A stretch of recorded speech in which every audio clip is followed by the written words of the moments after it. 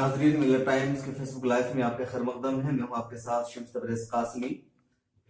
आज Facebook live में हमारे साथ मौजूद हैं हिंदुस्तान के मारूफ मिल्ली सियासी रहनुमा और मुस्लिम पॉलिटिकल काउंसिल ऑफ इंडिया के सदर जनाब डॉक्टर तस्लीम रहमानी साहब। डॉक्टर तस्लीम रहमानी की शख्सियत मुहताज तारुफ नहीं है। आप मुस्लिम पॉलिटिकल काउंसिल ऑफ इंडिया के सदर हैं। हालिया दिनों में आपने SDPI यानी social democratic party of India join किया है। हिंदुस्तान के तमाम मारूफ इंग्लिश और हिंदी चैनलों पर आप मुसलमानों की, मिल्लत की और हिंदुस्तान की तर्जमानी करते हुए नजर आते हैं। मुल्क के मौजूदा हालात बहुत बद से बदतर होते जा रहे हैं। अदालती बहरान चल रहा है, तलाक सलासा का मसला है, इसके अलावा कई रियासतों में इलेक्शन भी है। इन तमाम इश्यूज पर हम डॉक्टर तस्लीम रहमानी से बातचीत करेंगे। डॉक्टर साहब, बहुत खैर मकदम है आपका, आप मिल्लत टाइम्स के स्टूडियो में तशरीफ लाए। सबसे पहले हम आपको मुबारकबाद पेश करना चाहते हैं कि आपने SDPI ज्वाइन किया है, जिसका असर रसूख बढ़ता जा रहा है, आवाम का रुझान उसकी जानिब बढ़ता जा रहा है। हम आपसे ये जानना चाहते हैं सबसे पहले कि जो मुल्क के मौजूदा हालात है, एक तरफ BJP है, दूसरी तरफ कांग्रेस है और कई छोटी छोटी पार्टियां हैं, तो उसमें ऐसा माना जा रहा था कि BJP को टक्कर देने के लिए कांग्रेस ही हो सकती है, कोई छोटी पार्टी नहीं आ सकती है। फिर आपने क्या सोचकर SDPI को ज्वाइन किया? कि पहली चीज तो मैं वाजे कर दूं कि मेरे पेशे नजर ये नहीं है कि बीजेपी को टक्कर देना है। मेरे पेशे नजर ये है कि मुल्क में मुसलमानों की अपनी एक सियासी कुव्वत होनी चाहिए। किसी को टक्कर देना न देना मकसूद नहीं है, बल्कि अपने वजूद की बका और अपनी फलाह, अपनी तरक्की और नेशनल मेन स्ट्रीम में अपना मकाम बनाने की कोशिश करनी चाहिए। इसलिए एक मुल्क को, सिर्फ मुसलमानों को नहीं बल्कि पूरे मुल्क को एक ideological based, cadre based, pan Indian political party की जरूरत है। और उसकी वजह यह है कि पॉलिटिकल आइडियोलॉजी के नाम पर मुल्क में एक बड़ी बैंक्रप्सी है, खला है। बीजेपी एक आइडियोलॉजी पर चल रही है, वो भले ही वो हिंदुत्व की आइडियोलॉजी कही जाए, फाशिज्म की आइडियोलॉजी कही जाए, लेकिन वो एक आइडियोलॉजी है। सेकुलरिज्म की आइडियोलॉजी पर यहाँ पर कोई कारगर होता हुआ अमलन दिखाई नहीं देता। कम्युनिज्म की आइडियोलॉजी अपने आप में मुल्क की सतह पर भी फ्लॉप हो चुकी है और आलमी सतह पर भी फ्लॉप हो चुकी है। जिस तरीके से कोलैप्स हुआ रशिया का और जो चाइना में पॉलिटिकल शिफ्ट आ रहा है, उससे अंदाजा हो रहा है। ऐसे में एक आइडियोलॉजी जो ह्यूमन आइडियोलॉजी हो, फासिस्ट ना हो और रिसोर्सेस की इक्वल, अपॉर्चुनिटीज की इक्वल डिस्ट्रीब्यूशन के पाए हो, ऐसी एक आइडियोलॉजिकल बेस्ड पॉलिटिकल ऑर्गेनाइजेशन की जरूरत है। और जितने पुरानी सियासी जमातें इस मुल्क में हैं, वो अवाम में से अपना एतमाद खो चुकी है। तो एक नए लोग जो सियासत को तिजारत का समझें बल्कि इबादत समझें, उस एक ग्रुप की जरूरत है। और ये एक रीजन है कि मुझे SDPI का इंतखाब करना पड़ा। अच्छा डॉक्टर साहब, हिंदुस्तान में मुस्लिम क़यादत कहीं नजर नहीं आती है बराह रास्त। कहीं किसी पार्टी के तहत है, कोई एक मुसलमान नुमाइंदा है, लेकिन मुस्लिम क़यादत नहीं है। तो क्या आपको लगता है कि इस तरह जो छोटी छोटी पार्टियां बन रही है, जैसे ऑल इंडिया मजलिस इत्तेहादुल मुस्लिमीन है या पीस पार्टी है या SDPI है जिसकी क़यादत भी मुसलमानों का हाथ में है, तो इससे मुस्लिम क़यादत को भरने का मौका मिलेगा? देखिए, मुस्लिम क़यादत को भरने के मौके हमेशा ही हासिल रहे। ऐसा नहीं है कि इस मुल्क में मुस्लिम क़यादत नहीं रही। आज़ादी के पहले तो बहुत स्ट्रॉन्ग क़यादत मुसलमानों के पास थी। आज़ादी के बाद भी मुसलमान खुद मायूसी का शिकार हुए और जो सन 47 के हालात थे उसमें वो मायूसी बहुत थी। बज़ो में खुद मुसलमानों ने या कुछ लीडर्स ने उनको मोरिद इल्जाम ठहरा के तकसीम का जिम्मेदार करार दे दिया और सब चीज़ों ने मायूसी पैदा की थी। अदरवाइज जमीयत उलमा हिंद एक तंजीम, मुसलमानों के कायद तंजीम की हैसियत से देखी जा सकती थी। जमात इस्लामी को उस हैसियत से देखा जा सकता था। बाद में फिर मुस्लिम मजलिस मुशावरत आई, उसको देखा जा सकता था। मुस्लिम मजलिस बनी, उसको देखा जा सकता था। लेकिन आम मुसलमान और आम मुसलमानों में भी साहिब राय जो मुसलमान हैं, उन्होंने हर एक पर तनकीद की। अब अगर आप हर एक पर तनकीद कर रहे हैं तो इसका मतलब यह है कि हम खुद काबिल तनकीद हैं, क्योंकि हमको इनमें से किसी एक पर हो सकता है कि हमें इख्तलाफ हो किसी से, किसी दूसरे से, लेकिन सबसे इख्तलाफ हो ये तो कोई मुनासिब नहीं होता। फिर हमको अपने अंदर देखना चाहिए कि कहीं हमारे अंदर तो इख्तलाफी चीजें नहीं है। तो ये जो एक क़यादत का फुकदान का लफ्ज इस्तेमाल किया जाता है, इसको इन मानों में भी देखना चाहिए कि आम लोगों ने किसी मायूसी या किसी एहसास कमतरी के तहत एक पार्ट और दूसरा पार्ट के एक एहसास कमतरी जानबूझकर भी मुसलमानों में पैदा किया गया है कि आपके पास तो कोई क़यादत ही नहीं है। हालांकि मुसलमानों से ज्यादा बेहतरीन क़यादत किसी भी दूसरे तबके के पास इस मुल्क में मौजूद है। क्या डॉक्टर साहब, ऐसा नहीं लगता है कि जिस तरह मुसलमान मसलकी सतह पर या मिली महाज पर कई हिस्सों में बटे हुए हैं, अलग अलग तंजीमें हैं, अलग अलग उनकी जमात, उसी तरीके से सियासत में भी मुसलमान तकसीम हो गए। ऑल इंडिया मजलिस इत्तेहाद मुस्लिमीन उनका भी अलग है, पीस पार्टी एक अलग है, और भी कई पार्टी है, एसडीपीआई है, ये सब अपने आप को मुस्लिम पार्टी कह रहे हैं, मुसलमानों के तर्जमाने कह रहे हैं। तो इन सब की वजह से मुसलमान भी आपस में अपने अंदर के हिस्सों में बढ़ जाएंगे अगर ये सब मिल करके कोई एक सियासी पार्टी बनाते, जमात इस्लामी की party, welfare party of India. देखिए, ये भी एक मफरूजा है कि मुसलमान तकसीम है। जो मसलक की बुनियादों पर कहा जाता है कि भाई मसलक 1400 साल से दुनिया में मौजूद है, हिंदुस्तान में भी मौजूद है, वो मसलक के इख्तलाफात हैं, उलमा के दरमियान हैं, वो रहते हैं।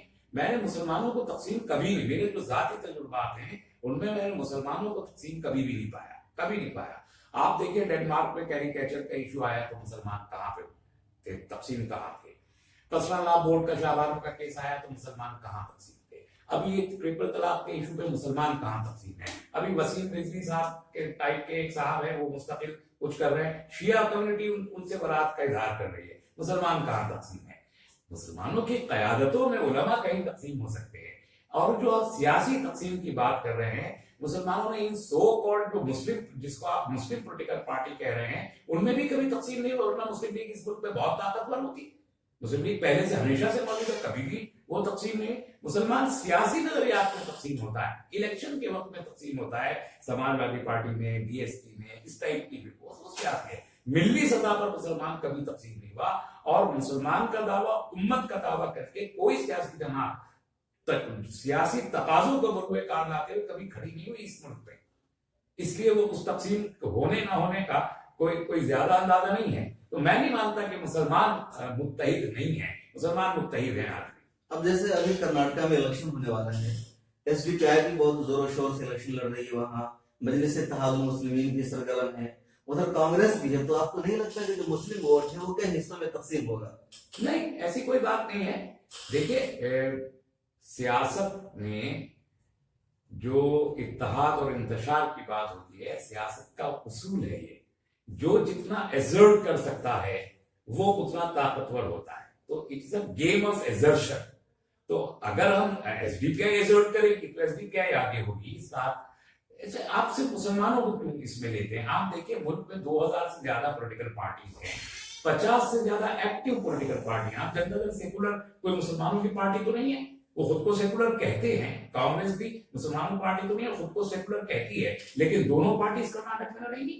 उत्तर प्रदेश में समाजवादी पार्टी, बीएसपी, आरएनडी सब खुद को सेकुलर कहती है, लेकिन सब लड़ती है, कोई भी मुस्लिम पार्टी नहीं, उनमें भी वोट तकसीम होता है। तो it's a game of assertion, इतना ही है। और फिर आइडियोलॉजी, किसकी आइडियोलॉजी अट्रैक्ट कर जाती है लोगों को। नाज़रीन, आप देख रहे हैं मिल्लत टाइम्स का फेसबुक लाइव। अगर आपके जहन में कोई सवाल हो तो आप कमेंट में जरूर कीजिए, हम उसे शामिल करेंगे। हम पूछेंगे डॉक्टर साहब से।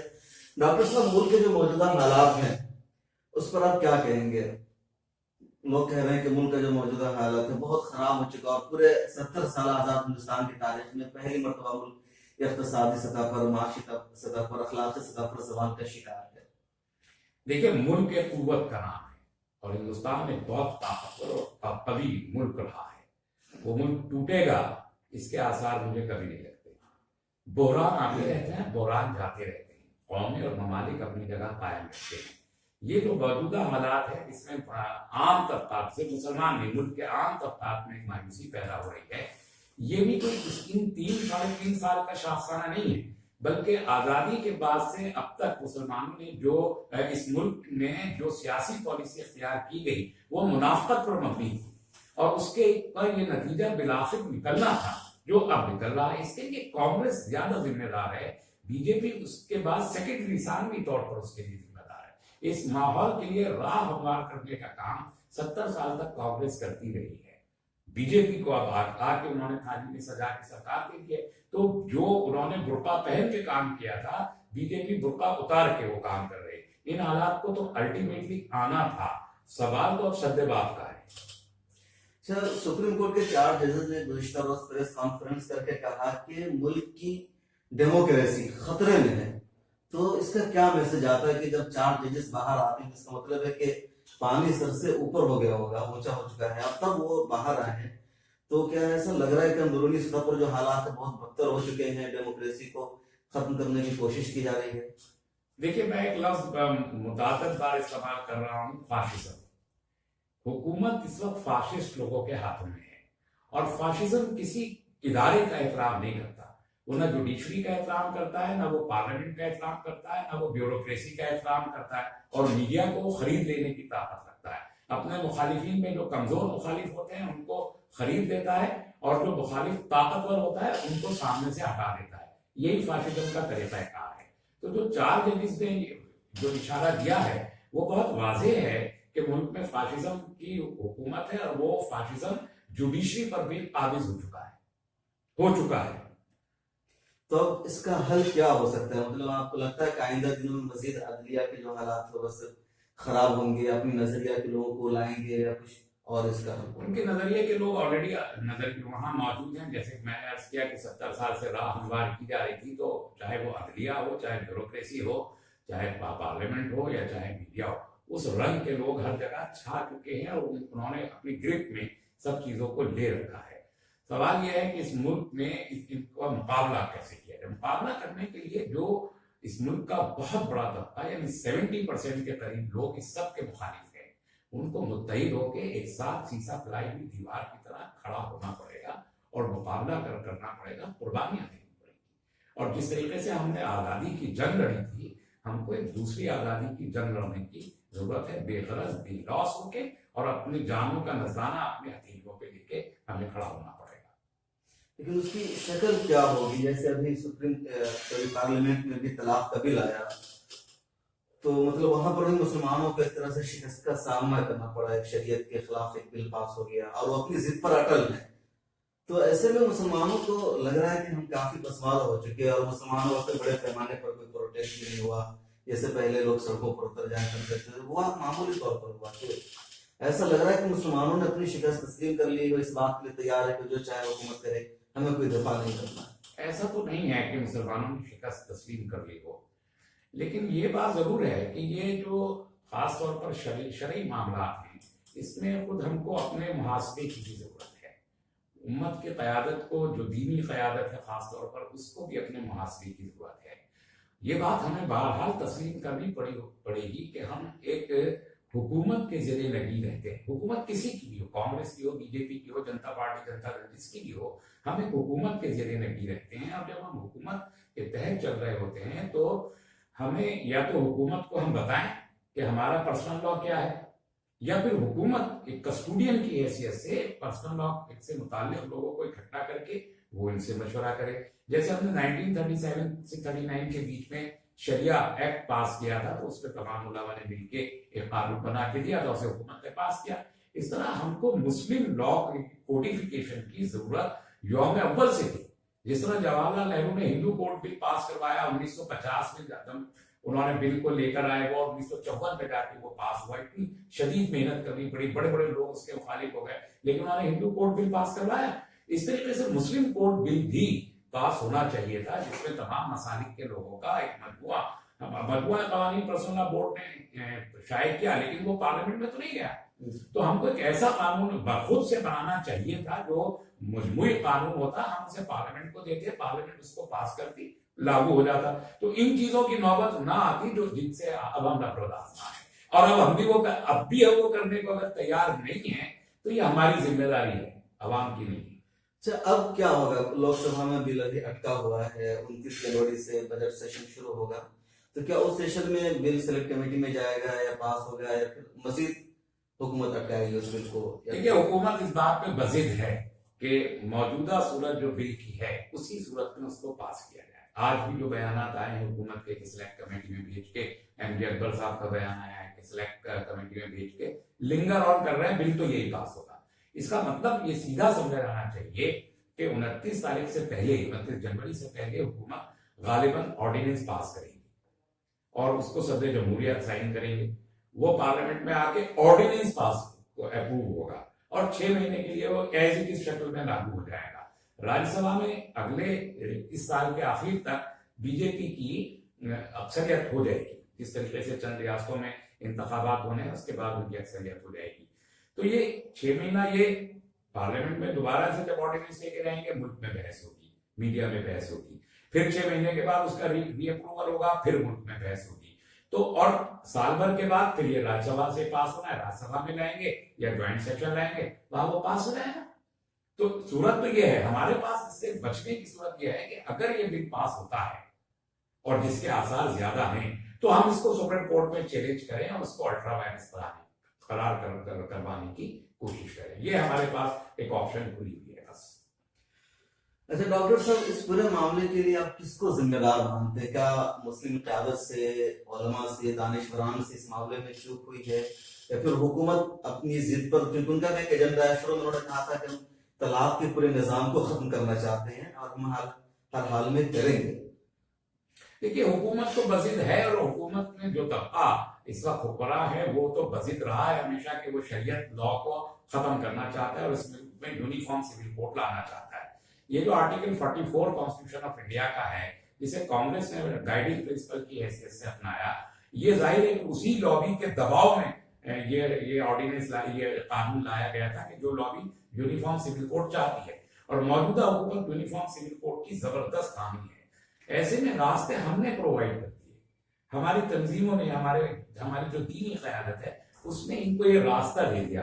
अगर पहले जैसा अर्ज किया कोड बिल, मुस्लिम कोड बिल हमने पहले पास करवा लिया होता तो इसकी नौबत शायद आती नहीं, लेकिन अब हुकूमत बजिद है और मुझे लगता है कि वो किसी वक्त इसमें कामयाब हो जाएगी। हमें कई लोग देख रहे हैं मुतअद्दिद शहरों से, एक है जैन खान, ये सवाल कर रहे हैं कि जो हालात हैं इसका अंजाम क्या होगा? अंजाम तो अच्छा होने की उम्मीद नहीं है। मुल्क को सिर्फ एक नुक्ता नजर से मत देखिए। जहां एक तरफ कानून में तरमीम की कोशिश की जा रही है, हमारे मरकजी हुकूमत के वज़रा कह रहे हैं कि हम तो कानून को बदलना चाहते हैं, दूसरी तरफ यूनिफॉर्म सिविल कोड की कोशिश की जा रही है, शरीयत लॉ को हटाया जा रहा है, तीसरी तरफ पार्लियामेंट का जो इदारा है उसे बतदरीज कमजोर किया जा रहा है। हमने पहले भी सुना था कि सरकार को ऑर्डिनेंस की सरकार कहा जा रहा था, पार्लियामेंट से बिल कम पास हो रहे हैं, ऑर्डिनेंस ज्यादा आ रहे हैं। तो और अब भी इस तलाक के मामले में भी यही होने जा रहा है। और चौथी डायरेक्शन में हमारे यहाँ फौज का ग्लोरिफिकेशन बहुत तेजी के साथ किया जा रहा है। तो ये जो आर्मी का ग्लोरिफिकेशन अनड्यूली हो रहा है, उसे इलेक्टेड गवर्नमेंट से भी ज्यादा बाइज्जत और काबिल एतबार बताने की कोशिश की जा रही है। इन तमाम चीजों को मुश्तरका तौर पर देखते हैं तो ये इंडिया मिलता है कि मुल्क खुदा न खास्ता खाना जंगी की राह पर न चला जाए। तो ऐसे हालात में मतलब उनका सद्देबाब करने के लिए क्या तरीका अपनाया जा सकता है? देखिए, ये सद्देबाब तो मैं इससे पहले भी कई जगहों पर ये बात कह चुका हूं कि अब इस सद्देबाब की तो कोशिश बहुत कामयाब नहीं होगी, या 2019 में इलेक्शन हराने की बात जो की जा रही है वो भी बहुत कामयाब होने की उम्मीद नहीं है। सद्देबाब यह है कि मुल्क एक तूफान और एक सैलाब की जद से गुजरने वाला है। अच्छा, 2024 में आरएसएस को 100 साल मुकम्मल हो रहे हैं। आज कल आरएसएस बीजेपी के मेंबर असेंबली का वो बलिया का बयान आया कि 2024 में हिंदू राष्ट्र होगा और यहाँ सिर्फ वही मुसलमान रह पाएगा जो हिंदू कल्चर को अपनाएगा। देखिए, 2022 की बात है, आप 2024 की कर रहे हैं। 2022 में हमारे मोदी जी कह रहे हैं, हमारे वजीर आजम के मुल्क एक नया मुल्क होगा।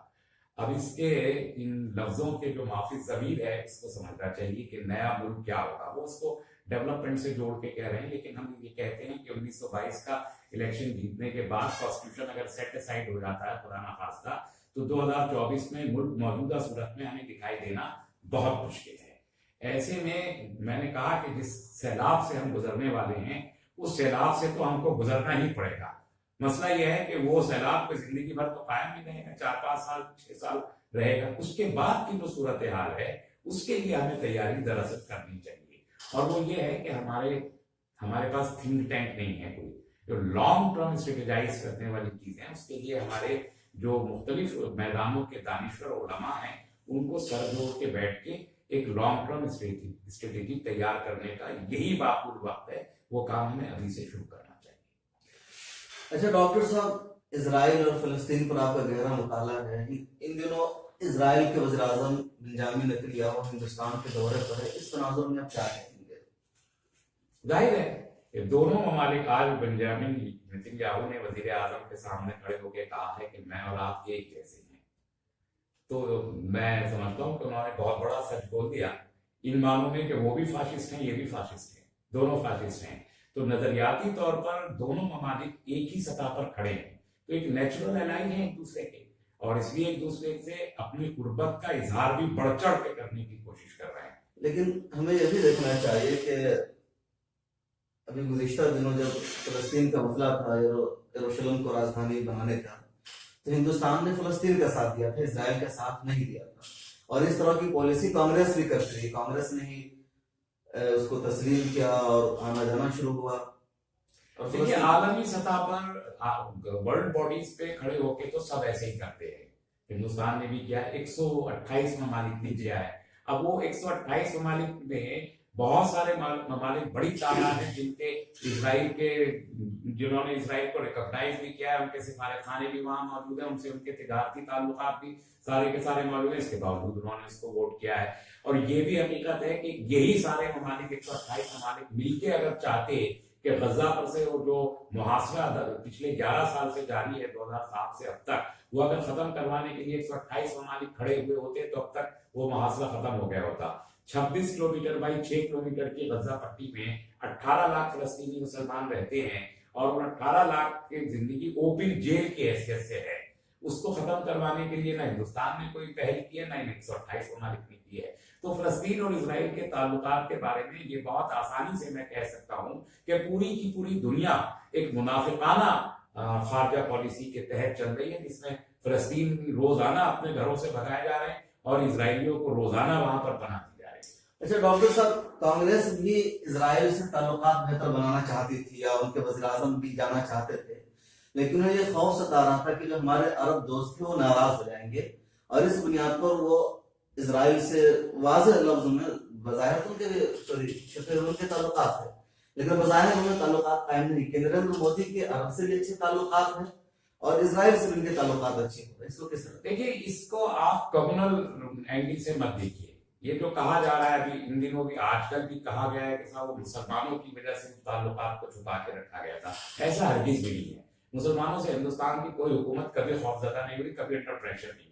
ये मफरूजा अपने जहनों से निकाल देना चाहिए। असल बात यह है कि हमने अगर इसराइल 1950 में 2 स्टेट थ्योरी खुद हिंदुस्तान ने दी थी, जवाहरलाल नेहरू साहब ने खड़े होके वहां पर यूनाइटेड नेशंस में 1951 में उसको अप्रूव किया था। 1948 में जो हमने वोट किया उनके खिलाफ, इसराइल के खिलाफ, 1949 में हमने रिकॉग्नाइज भी कर दिया, 1951 में हमने 2 स्टेट थ्योरी भी दे दी, और तब से अब तक तिजारती ताल्लुकात, बांग्लादेश की जंग में सारे हथियार हमने उनसे खरीदे, 65 में चीन की जंग से सारे हथियार उनसे खरीदे, और आज हम सबसे ज्यादा हथियार उनसे खरीदते हैं। तो ये बीजेपी का लेना देना नहीं, ये कांग्रेस का है। अगर हमने छुपा के रखे थे ताल्लुकात तो सिर्फ इसलिए थे कि जिस वक्त हम उस जमाने में जो आलमी लॉबी थी, हम उस वक्त रूस के साथ खड़े हुए थे और रूस मुखालफत कर रहा था वहां इसराइल का, इसलिए हम भी इसराइल की मुखालफत कर रहे थे। आज रशिया का कोलैप्स हो चुका है, आज हम अमेरिका के साथ खड़े हैं। तो ये जो अरबों के साथ ताल्लुकात हो रहे हैं, जिन अरबों से हमारे ताल्लुकात अच्छे हुए, जैसे सऊदी अरब से हमारे ताल्लुकात कभी माजी में बहुत अच्छे तो नहीं रहे सऊदी अरब से, लेकिन अब बहुत अच्छे हो रहे हैं। कुवैत से हमारे ताल्लुकात बहुत अच्छे हो रहे हैं। ये इसलिए हो रहे हैं कि ये तमाम ममालिक और खुद हमारा मुल्क इस वक्त अमरीकी लॉबी में है। तो ये जो वर्ल्ड लॉबीज है उनके साथ जब हम जाते हैं तो उनसे मुताल्लिक ममालिक, जो ममालिक हैं, हमारे ताल्लुकात उनसे अच्छे हो जाते हैं। तो ये चूंकि अमरीकी लॉबी में है सऊदी अरब भी और कुवैत भी, तो हम भी अमरीकी लॉबी में जाके खड़े हो गए, तो इसलिए हमारे इनसे भी ताल्लुकात अच्छे हो गए, इसलिए हमारे इसराइल से भी ताल्लुकात अच्छे हो रहे हैं, सऊदी अरब के भी इसराइल से ताल्लुकात अच्छे हो रहे हैं। तो इसको आप मुसलमान की बुनियाद पर मत लें, इसी बुनियाद पर लें कि चूंकि अब हम अमरीकी एलाई हैं ओपनली, इसलिए हमने इसराइल के साथ ताल्लुकात को भी तशबाब कर दिया। अच्छा, हिंदुस्तान इसराइल के दरमियान जो ताल्लुकात बढ़ते जाते हैं उसका फलस्तीनी काज पर कुछ असर पड़ेगा? बिल्कुल पड़ रहा है। क्या पड़ सकता है? देखिए, फलस्तीन 1917 में जो फलस्तीन था, 2017 में वो इसराइल में कन्वर्ट हो चुका है। पूरा का पूरा। अभी इस वक्त 95% जो पैलेस्टाइन 1917 में था, 2017 में उसका 5% भी नहीं बचा। और जो गजा पट्टी और जो वेस्टर्न बैंक है, उसमें एक मोहल्ला इसराइल का है, दूसरा मोहल्ला फलस्तीन का है। ऐसे तो कोई एग्जिस्ट नहीं कर सकता किसी भी सूरत में। तो ये जो फर्क पड़ा है कि मुस्तकिल इसराइल ताकतवर होता चला जा रहा है, वो इसी वजह से हुआ है कि हम जैसे ममालिक $10 बिलियन का हमारा ट्रेड है।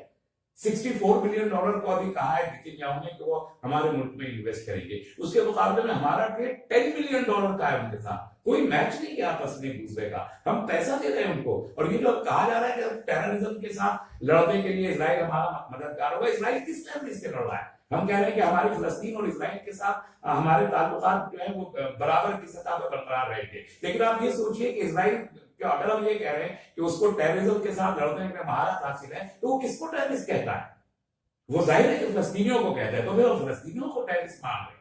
दूसरा ये कि क्या प्राइम मिनिस्टर के अंदर ये जुर्रत है कि वो नेतन्याहू से ये कह सके कि वो गजा का मुहासरा खत्म करे? और क्या अपने इन असर और रसूख का इस्तेमाल करके नेतन्याहू से वो गजा का मुहासरा खत्म करवा सकते हैं? अच्छा, हम कुछ और सवाल करेंगे। हम नाज़रीन के तो सवाल ले लेते हैं। एक फवाद कैफी वो पूछ रहे हैं कि सहयूनी और तागूती साजिशों का इस्तेमाल वो हिंदुस्तान में भी करेंगे। नेतन्याहू के दौरे के साथ ही अब उनकी जुबान खुलने लगी है, मुसलमानों को एक मुकम्मल लाएमल बनाना चाहिए, इस पर रोशनी डालें। ये तो मैंने अर्ज किया कि मुसलमानों को लाएमल की जरूरत है, और उसके लिए मैंने कहा कि मुसलमानों के जो दानिश्वर तबकात हैं मुख्तलिफ डिसिप्लिन के और उलमा हैं, वो एक साथ बैठ के थिंक टैंक बनाए जाने की जरूरत। डॉक्टर साहब कह रहे हैं कि थिंक टैंक बनाने की जरूरत है, तमाम उलमा दानिशवरान को बैठना चाहिए। एक और है शाहकार आलम, वो पूछ रहे हैं कि क्या अब जब कांग्रेस और बीजेपी अपने आप को बड़ा हिंदू और छोटा हिंदू साबित करने में लगी हुई है, तो मुसलमानों को पक्का मुसलमान बनने की कोशिश नहीं करनी चाहिए? यकीनी तौर पर करनी चाहिए। मैं तो यही कह रहा हूँ, मैं अवामी सतह पर मैंने हमेशा ये कहा है कि ये सबसे ज्यादा मुनासिब वक्त है कि मुसलमान अपनी पूरी भरपूर शनाख्त के साथ इस मुल्क में खड़े हों, और इस मुल्क के जो पसमानदा तबकात हैं, गरीब लोग हैं, कमजोर हैं, दलित हैं और ट्राइबल्स हैं, उनके साथ उनकी खिदमत का फरीजा हमें अंजाम देना चाहिए। तो इससे वो हमारे करीब आएंगे और पूरी शनाख्त के साथ। अच्छा डॉक्टर साहब, अभी एक अंदरूनी खाने बातचीत चल रही है कि मुसलमानों और दलितों को आपस में मुत्तहिद हो जाना चाहिए, और ये अगर मुत्तहिद हो जाते हैं तो मुल्क के मौजूदा हालात का मुकाबला बहुत आसानी के साथ कर लेंगे। तो क्या मुसलमानों और दलितों के दरमियान इत्तेहाद मुमकिन है? उसकी एक शर्त है। उसकी शर्त यह है कि दलित तो मुत्तहिद है, दलित तो पहले से अपनी सियासी जमातें भी बनाया, उसने DS4 भी बनाया। उनके जो IAS ऑफिसर थे और बड़े अफसरान थे, मुस्तकिल डोनेशंस दे दे के उनको चलाया करते थे। फिर उन्होंने उत्तर प्रदेश में साबित किया कि सरकार भी बना सकते हैं। लेकिन मुसलमानों में इस किस्म का इत्तेहाद अभी तक कहीं नहीं है। तो जब तक ये इत्तेहाद नहीं होगा, मुस्लिम दलित मुस्लिम नहीं, मुस्लिम दलित इत्तेहाद की जरूरत है। इसका मतलब यह है कि मुसलमान दलितों की आवाज उनकी जरूरत के पड़ने से पहले खुद उठाएं, और दलित मुसलमानों के प्लेटफॉर्म पे आके खड़े हों अपने हक के लिए।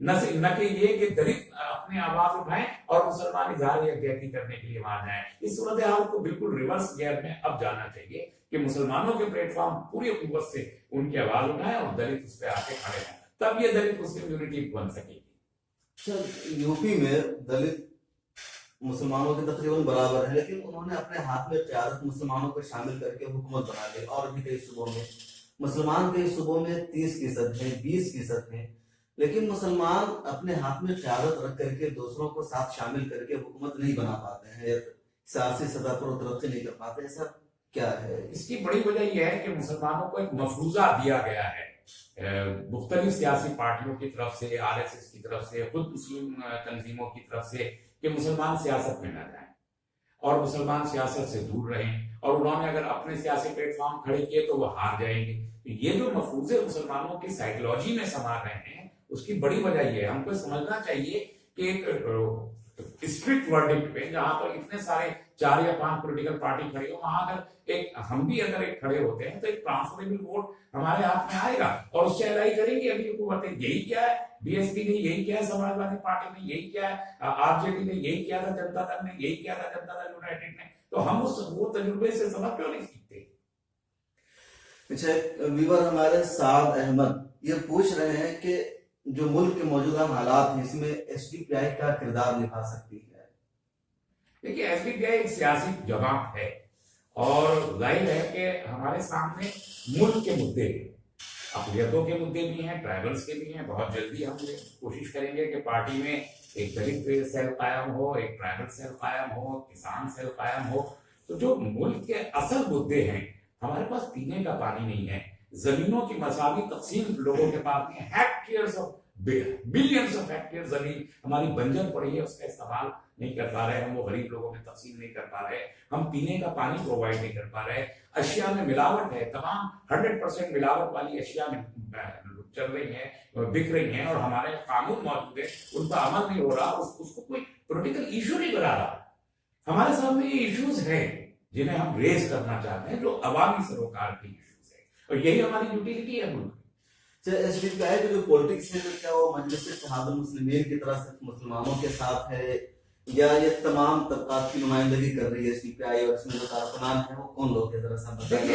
अभी जो है भीम सेना का जो लीडर रहा चंद्रशेखर के ऊपर रासुका लगा के जेल में बंद कर दिया गया। अभी एक हफ्ता पहले एसडीपीआई ने चंद्रशेखर की रिहाई के लिए तन्हा एक मुजाहिरा दिल्ली में किया था, और इस तरीके से जहां कहीं जिस किसी पर जुल्म हो रहा है, बिना लिहाज मजहब मिल्लत हमको खड़ा होना है। वो मुसलमानों के मामला है तो मुसलमानों के मामला रेस करेंगे, वो दलितों के मामला, जिसका जो मामला है हम उसको ईमानदारी के साथ रेस करना चाहते हैं। सर, डॉक्टर साहब, कर्नाटक में भी इलेक्शन होने जा रहा है, एसडीपीआई कहा जा रहा है कि वहाँ बहुत मजबूत है और कांग्रेस से भी इत्तेहाद मुमकिन है, एमआईएम भी वहाँ बहुत मजबूत, उनकी तैयारियां चल रही है, तो क्या एसडीपीआई एमआईएम में और इन दोनों के साथ कांग्रेस, इन सब इत्तेहाद मुमकिन है, या कम से कम एसडीपीआई और एमआईएम चाहे हम दोनों आपस में मिलकर इलेक्शन लड़े?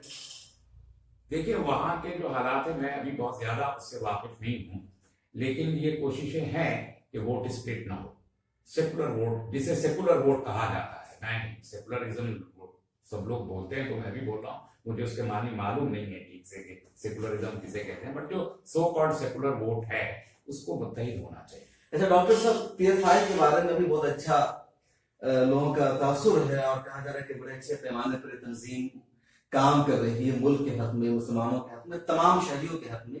आप हमारे नाज़रीन को पीएफआई के बारे में थोड़ा तफसील से बताएं कि किस नहज पर काम कर रही है, किस तरह काम कर रही है, और उसके क्या असरात मुरतब हो सकते हैं। देखिए, PFI popular front of India तकरीबन 30 साल से साउथ इंडिया में सरगर्म रहा, और वो एक आइडियोलॉजिकल बेस्ड है।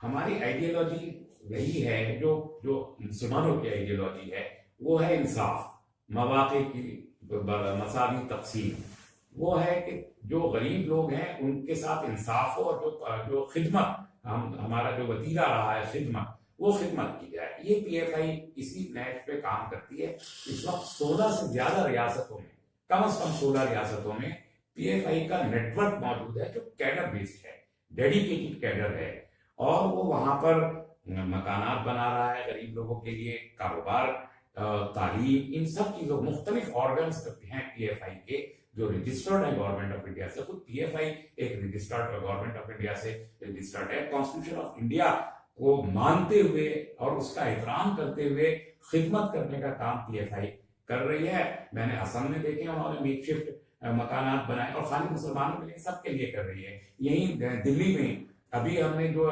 पीएफआई ने वो बनाए, मोबाइल एजुकेशन यूनिट्स बनाए, वो झुग्गी झोपड़ी बस्तियों में जाके जो बच्चे ड्रॉप आउट हैं उनको स्कूल में ले जाने की तैयारी करके फिर उन स्कूलों में भेजते हैं कि एजुकेशन में इंटरवेंशन का काम है।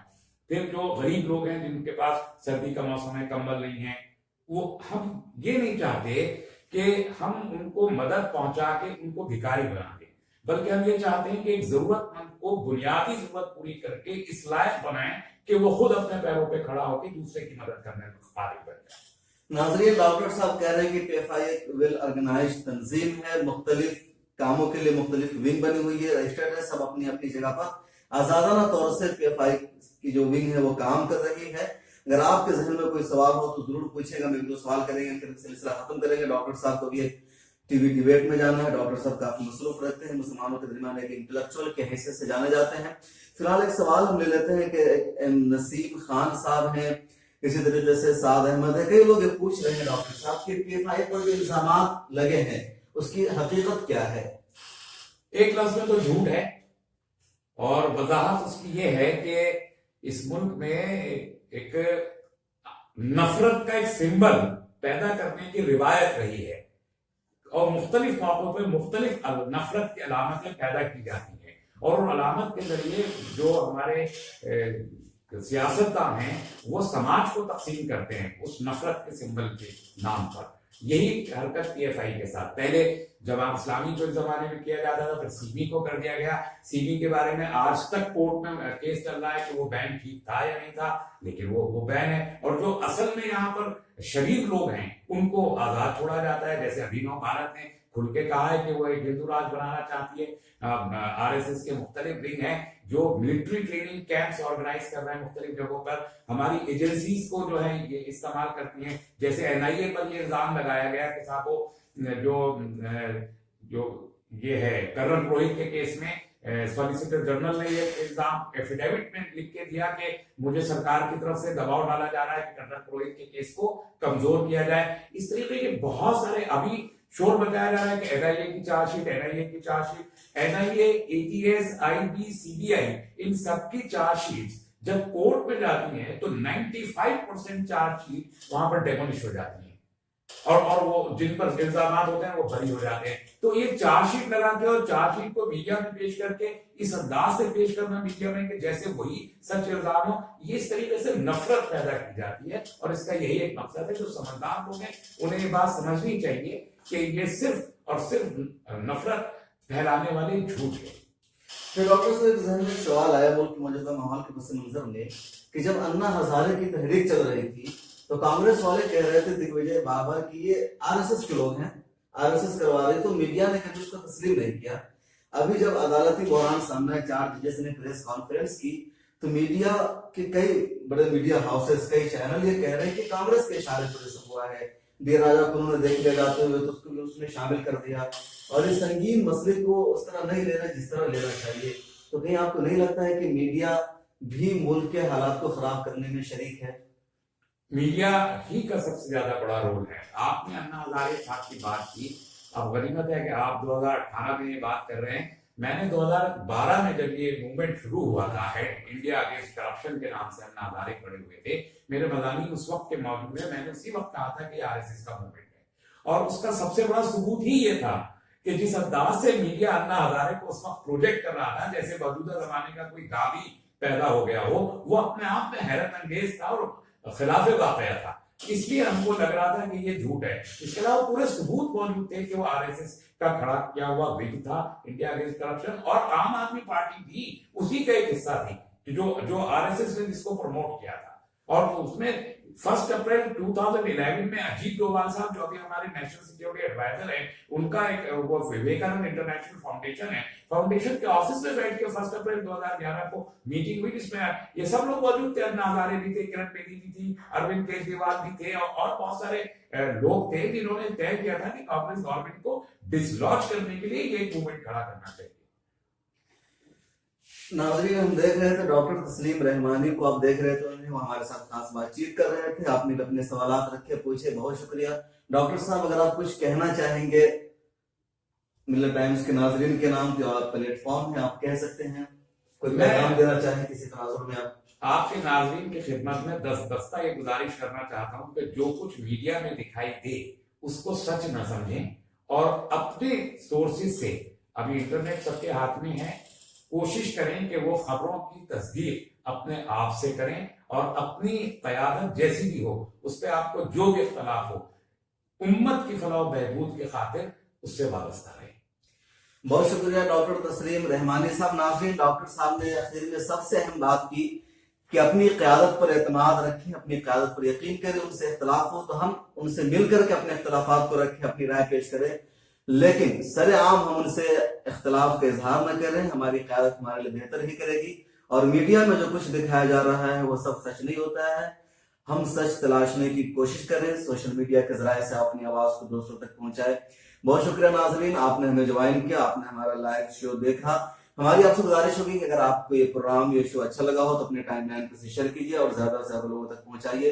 बहुत शुक्रिया डॉक्टर रहमानी साहब, आपने अपना कीमती वक्त हमें दिया। शुक्रिया, जज़ाकुमुल्लाह खैर।